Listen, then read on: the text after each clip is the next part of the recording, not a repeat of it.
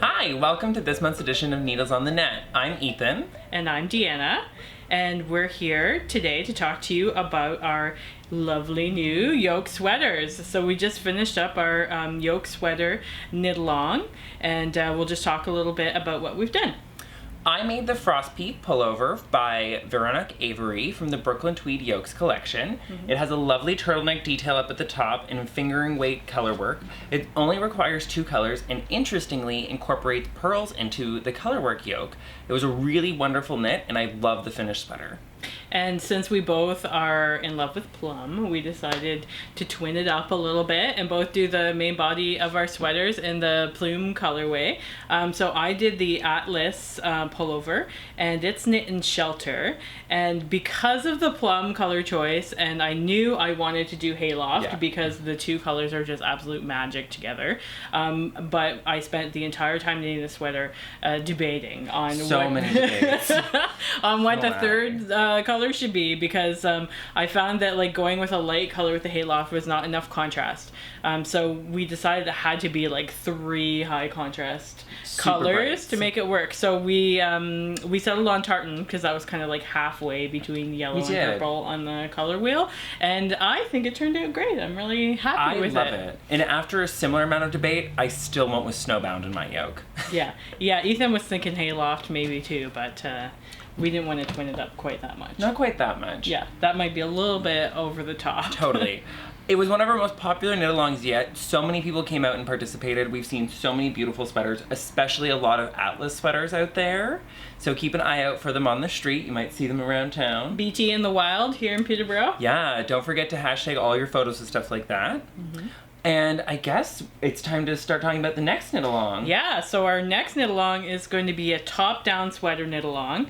It's a super popular construction method that people like, mainly because you can try on the project as you go and make adjustments on the fly a little bit easier than if you were doing a bottom-up pattern. So we have curated 3 pattern choices, but people are welcome to bring their own patterns as well. And the first meeting is going to be on March 11th, and at that meeting we'll be doing color choices and also providing some help in choosing sizing and taking measuring and getting your pattern printed out and all that stuff, needles chosen, so you're not rushing around on the cast on day, which will be the following weekend on March the 18th, where we'll all sit around, cast on, and you're welcome to come in for the cast on day without coming in on the 11th as well. Yeah, you can, as with all our knit-alongs, it's pretty low-key, so you can participate as much or as little as you like. Yeah. So what sweater are you going to be making during this? So I'm doing Thripe Muir. So this is Thripe Muir by Isolde Teague. And I'm taking the opportunity to do this in this gorgeous Cumbria fingering by the Fibre Co. We love the Fibre Co. The Fibre Co is great. They're absolutely fantastic. Their fiber blends are wonderful. And this is made out of merino, brown masham, and mohair. And one of the reasons why I'm picking it is because I just love the jewel tones. Yeah. And also, it's that brown masham just gives... It's really special. Yeah, it gives the colors so much dimension. So we especially love the colors where that comes through. So we're going to be talking about Cumbria a fair bit in this just podcast. A little while later, too. Yeah. Yeah, so I'm really looking forward to that. And I'm turning the yoke on its head a little bit by doing it top down instead of bottom up. And I'm really looking forward to having a fingering weight sweater. I've surprisingly never knit a fingering weight sweater for myself, so this should be fun. It's a task. It's a task. I think you're going to love it. The next one on our little list is actually a Kelborn Woolens pattern from Bristol Ivy, and its name is Hilda. Hilda is an awesome sweater. I've actually already knit it, and it's notable for this incredible back detail that has these big open mesh wings. It is knit in the Cumbria worsted. I knit mine in Eden Valley, but we have someone already signed up for the knit along who's going to be doing it in this absolutely wonderful pink called Cowberry.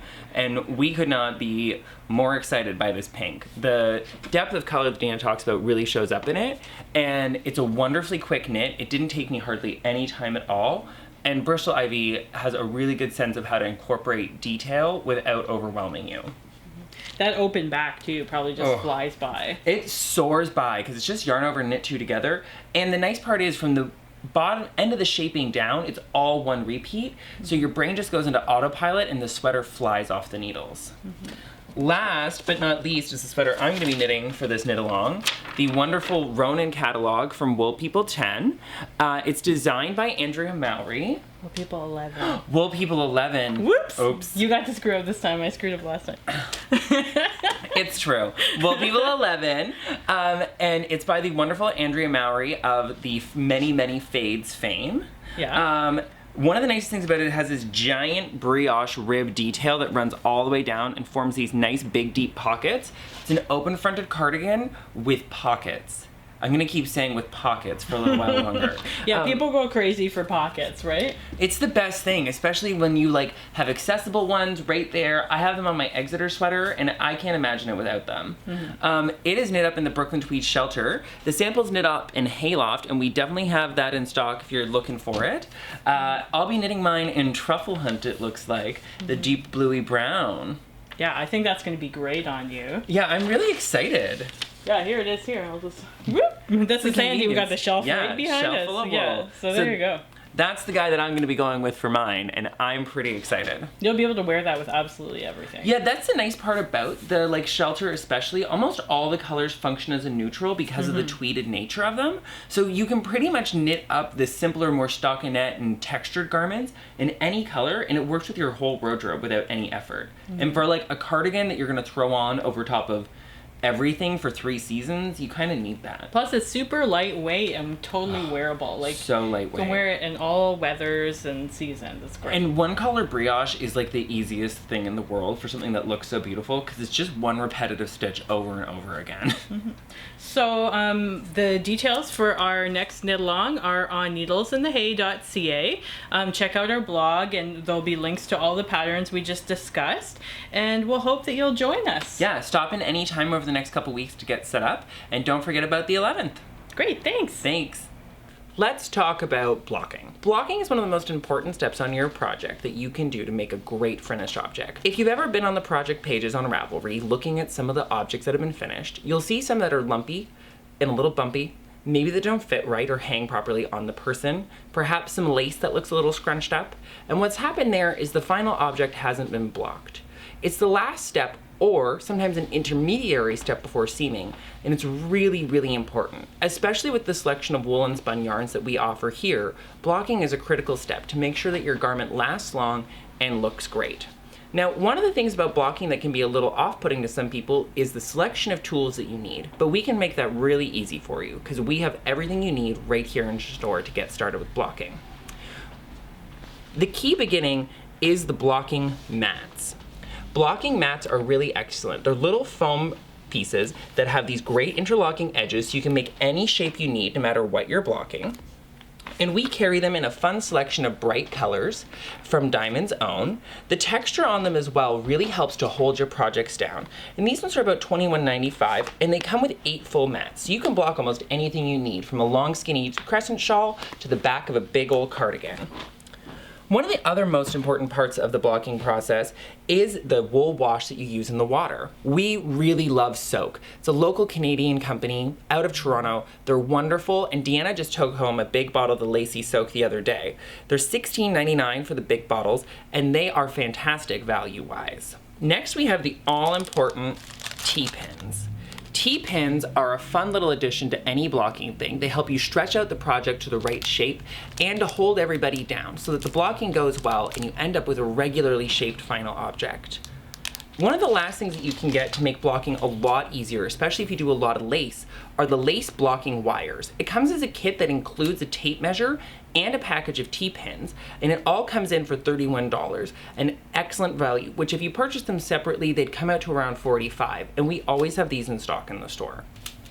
Now, you might notice down here that our friend, the Geiger sleeve from Deanna's Geiger cardigan, is a little curled up on itself at the moment. And the blocking is going to help relax that and really show off the beautiful stitch definition of Arbor and the amazing cables designed by Nora Gahn. So let's take this guy for its bath in some soak and warm water, and then we'll come back to it in a little bit and we'll show you the rest of how we block. I personally like to do a little bit of folding so that it's a nice small object when you put it in. And then all we do is submerge, and then we're gonna let it sit until all those little air bubbles stop coming out. And that can take between half an hour all the way up to 4 or 5 hours. So don't be afraid to even let your blocking sometimes rest overnight if it's a really airy, fluffy yarn. We'll come back after this guy's finished soaking, and we're gonna show you how to finish your blocking process. After you've let your blocked items soak for a minimum of half an hour up to overnight, what you have to do next is remove that water. First, we remove a little bit of it by pulling the object out of the bath and gently squeezing to remove as much liquid as possible. We never wring or twist our knitting, as that can distort the stitches or in many cases even tear the yarn. After that first couple of squishes are done, we head right over to wrap it up in a little towel that we call burrito style. The larger the project, the bigger the towel you will need. And a really helpful method for removing a little bit of excess water right away is to fold the towel in half around the object. I like to spread mine out till it's nice and slightly flat, and then fold the towel over top to completely cover it. Next, we roll it up like a burrito and press down gently to remove excess moisture. You can do this step also with your feet, but make sure not to put your whole body weight on it at once, or else you'll squish it a little bit flatter than what you want and it might distort your knitwear. Next, what I like to do is unroll it right on top of my blocking surface and kind of flop it on. That way it doesn't get as disturbed as possible. And what happens is you're able to start right into the blocking process a little bit quicker. The next step is by far the most fun. You stretch it out to the final shape of what your object needs to be and pin, pin, pin, pin, pin.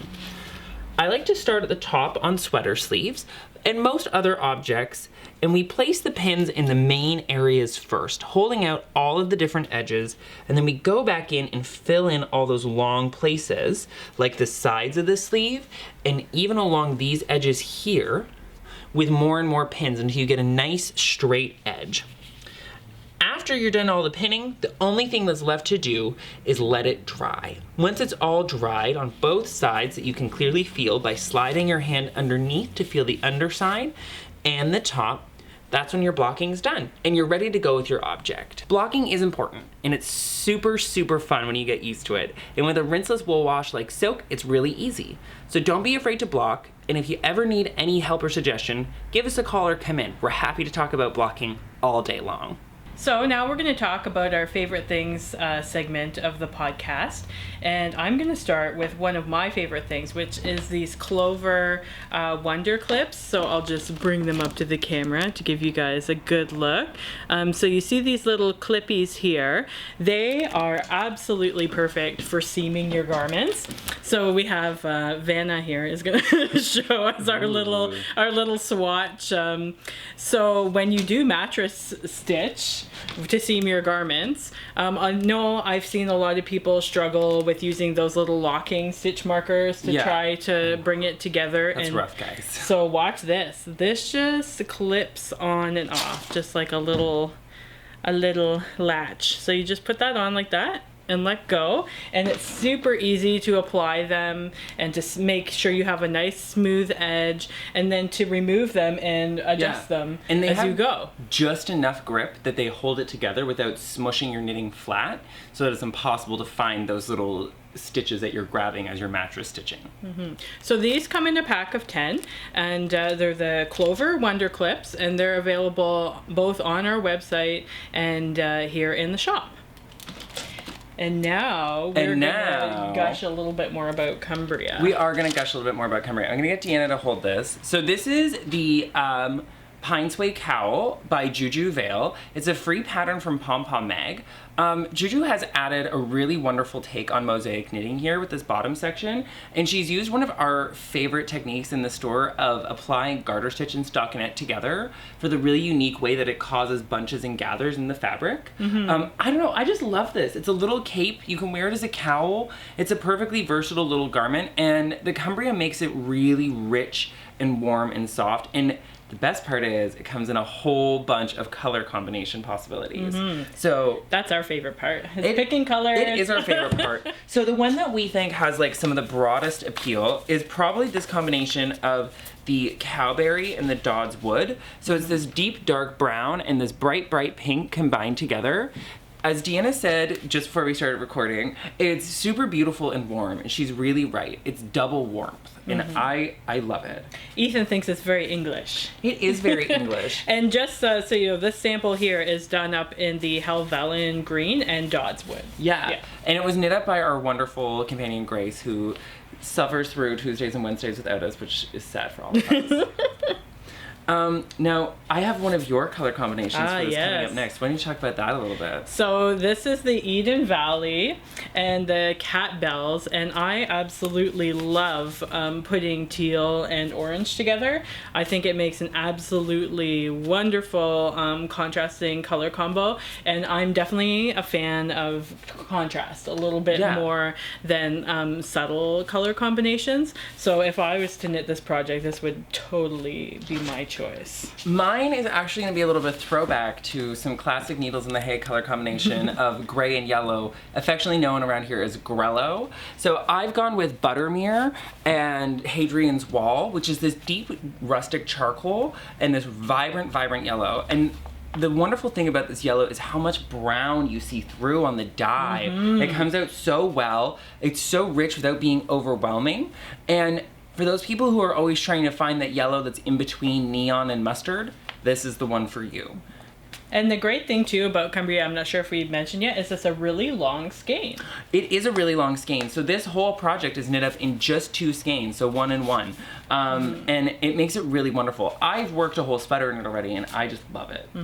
So Cumbria is available both on the Needles in the Hay website and here in store, and it's $27.99 a skein, and we'll hope you'll give it a try. It's one of our favorite yarns in the shop, I would say. Absolutely one of my favorites. Hi! Welcome everybody. For this segment we're going to be doing a virtual tour of Needles and the Hay, and I'm going to take you through the store. So we're going to start by coming through the door, and this is possibly the most challenging part of getting into Needles in the Hay, is this old school analog door that even the smartest of customers have a hard time. So remember to push the button. We'll start here in the window seat. This is our cozy knitting area, and we have the lovely Amanda here, who is one of our good friends and likes to hang out with us in the store. And we have Cascade Eco Wool, which is one of the best values in knitting, so we hope you'll give that a try. So the store is organized by weight, so it starts with the heavier yarns and moves all the way down to the lace weight yarns. And here we have our table, which is where we do a lot of our classes and knit-alongs, and we encourage you to come join us at any time to knit with us. So at the beginning of each section, it's sort of headed off by the Brooklyn Tweed yarn that sort of matches that weight. So here we have Quarry. And we also have our beautiful magazine rack, and we like to carry some of the most popular magazines like Lane magazine. We also have the Interpretations collection, as well as Rib, which is published in Toronto. That's why we love it, and because it's for men specifically. We just recently got Making magazine, and we carry all of the latest issues of Interweave. And as you move down the store, we get into our worsted weight section with Shelter, down to DK, Sport, and Fingering, and then the lace weight yarns. And it goes all the way up, which leads me to our hashtag, Wall of Wool. So whenever you visit the store, make sure to take a picture and tag us as Wall of Wool and Sweater Shop. And then if you come along this side, we have a button selection as well as a whole cart of sock yarns. And we love to specialize in natural fibers, so you'll find that most of the yarns here have a high quantity of wool, sometimes alpaca, silk, and plant fibers. And we're also proud to carry a big collection of needles and accessories. So here we have Chow-gu bamboo circulars from 16-inch length right down to 40 inch, and that's in the stainless steel. We carry a small selection of crochet hooks, as well as the Addy Turbo Rockets, which are super popular and really great to knit with. And we have a selection of accessories as well, and those big chunky needles that people are really into these days. So that's just a quick look at what we carry here in Needles in the Hay, and we hope that you'll come visit us. And as we go through this podcast journey, we're going to continue to show you some of our favorite things in the store and all of the latest trends in knitting.